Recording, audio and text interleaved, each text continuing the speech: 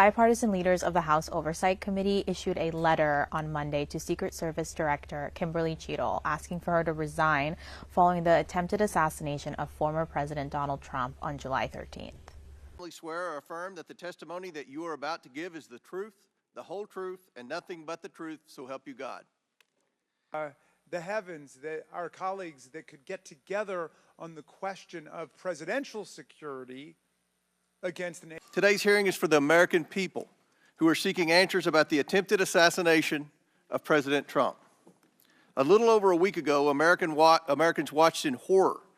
Representative James Comer and Jamie Raskin issued the letter at the end of a contentious 5-hour-long hearing where the director of the Secret Service stood before members of Congress and had to respond to a plethora of questions about what went wrong on July 13th, what did the Secret Service know before the shooter took his first shots, and what are they going to do now to ensure that this does not happen to any future protectee or current protectees under their watch.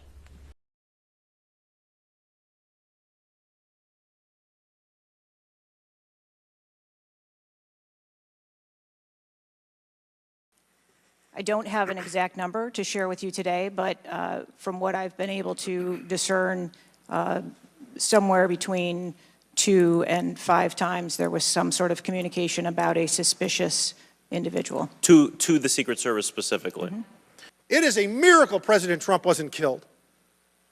Corey Comparator's life is over because that damn shooter made it on the roof. And it wasn't the roof that was dangerous, it was a nut job on top of the roof.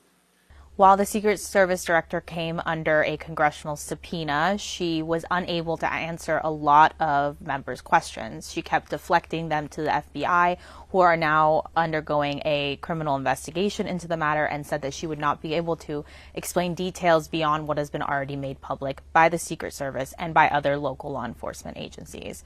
This obviously caused a lot of frustration among both Democrats and Republicans, who asked why she was there when she could not answer their questions and what questions she would be able to answer. There were a number of details she was able to talk about, and some of them included, how many times the suspected shooter was made known to both local law enforcement and Secret Service prior to the shooting taking place. But she made a very clear distinction between when he was a suspicious character and when he became a threat. And that was really important for members to decide, did the Secret Service act in time? The committee stands adjourned.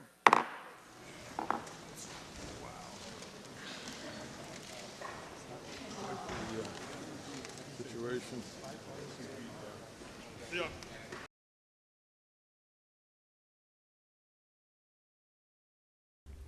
Now what comes next could look a myriad of different ways. The Secret Service director has 60 days to issue a report on the assassination attempt.